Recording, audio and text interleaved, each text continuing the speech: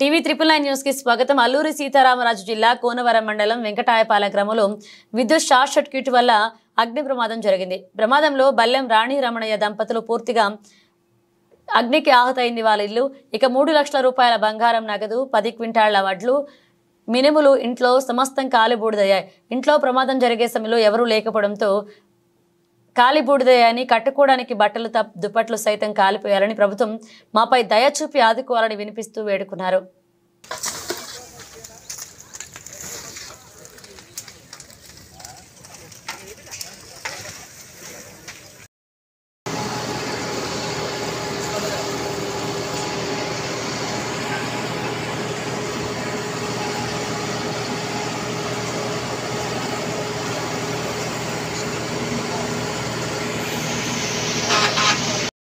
నా పేరు రాణి అండి, బల్లెం రాణి.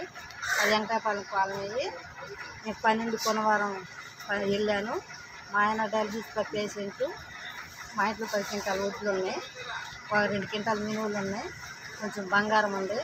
మా అమ్మ వాళ్ళ దగ్గర మా అన్న పోలవరం డబ్బులు 3 లక్షలు తెచ్చి నీళ్ళు కట్టుకోవడానికి అవి కూడా తగలబడిపోయినాయి సార్. కొంచెం పిల్లల బంగారం కూడా ఉంది, నాది కూడా కొంచెం ఉంది సార్. మొత్తం ఇనుమాను ఒక 2 తులన్నర ఏముంటుంది సార్, అంతే సార్.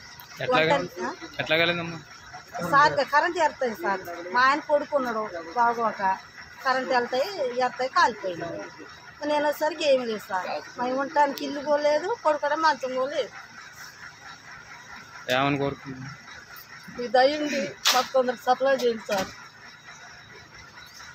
గవర్నమెంట్ ద్వారా కొంచెం హెల్ప్ చేయండి. నాకు డయాలసిస్ పేషెంట్, ఉంటాను కూడా ఇల్లు లేదు.